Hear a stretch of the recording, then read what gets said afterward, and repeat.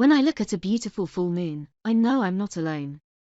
The divine feminine's force vibrates through the moon, down through the lunar beams and into our hearts. Over time, there have been hundreds of magical lunar deities come and go, but one particular name is still spoken today: Selene, goddess of the moon. Here we get to know the goddess Selene better and learn how to work with her in our spiritual practice. 1.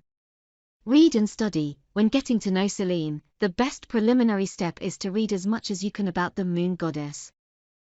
Online sources, books on Greek mythology and folklore, whatever you can get your hands on.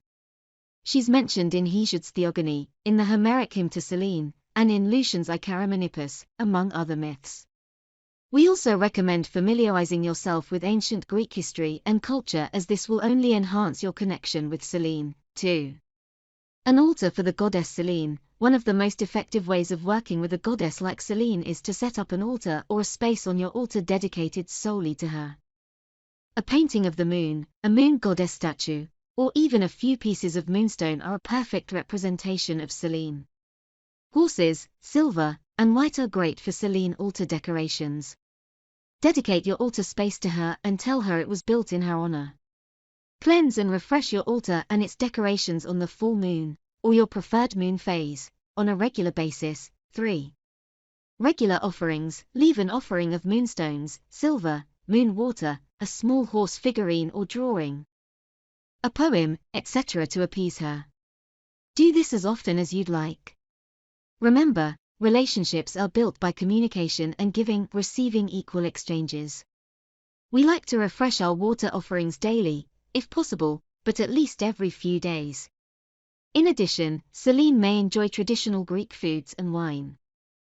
4. A Selene Goddess full moon ritual. If you want to dedicate yourself in the moon goddess service, try this Selene Goddess full moon ritual. 5. Make magic with moon water. Moon water is easy and fun to collect. Fill a glass or silver vessel with water and place outside to soak up the moonlight at night. You'll mostly hear people collecting on a full moon, but I say try making moon water for each moon phase. Then use it as offering to Selene or in your rituals and spells. Take note of how each moon water amplified your results. 6. Water scrying. Because the moon is intricately linked to the water, performing water scrying sessions to speak to Selene is a great way to connect with her. The old school way is to fill a silver bowl with water and take it outside at night. Allow the moon's reflection to show in the water and ask Selene for a message.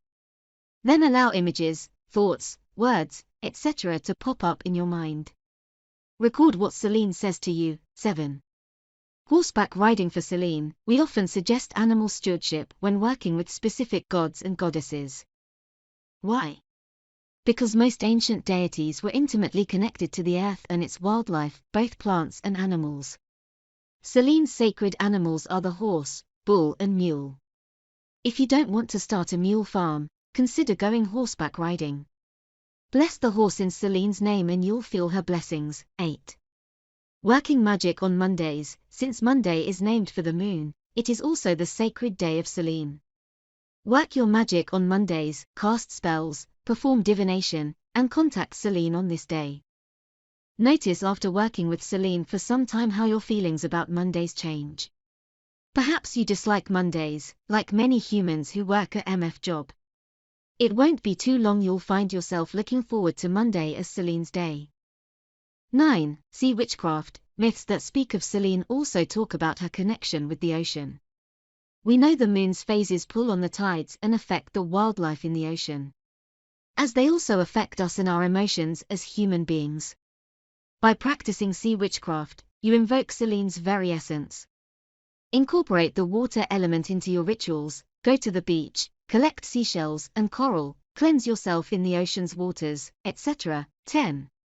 Moon gazing. You've familiarized yourself with Selene's mythos, her consorts, domains, and the moon phases overall. You've sat outside and watched the moon for hours upon hours, letting the silvery rays fall all around you. Letting the lunar energy inspire you, awaken you. If you'd like to take your moon gazing to the next level, get a telescope. This especially comes in handy when you want to get a closer look at a blue moon, blood moon, lunar eclipse, etc. and you'll get to see Selene more up close and personal. 11. Growing a moon garden, believe it or not. There are many plants that grow and bloom under the moon's rays rather than the sun's. Any plant that blossoms or fruits under the moon is sacred to Selene, goddess of the moon. For obvious reasons.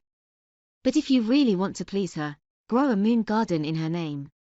Here are a few moon plants to incorporate. Moonflower, super easy to grow especially in summer and in warm climates. Night blooming jasmine, angel's trumpets, be careful, they can be toxic. Evening primrose, tuberose, gardenia. Night phlox and night gladiolus. Here's a few more. 13 lunar cycles. You know how most people are running around afraid of the number 13. Did you also know the moon cycles 13 times in a lunar year? The number 13 was once a sacred number to many ancient cultures. This is undoubtedly because many people once followed a lunar calendar instead of a solar calendar. By working with the number 13 in your craft, you are honoring the 13 lunar cycles and therefore our beloved moon goddess.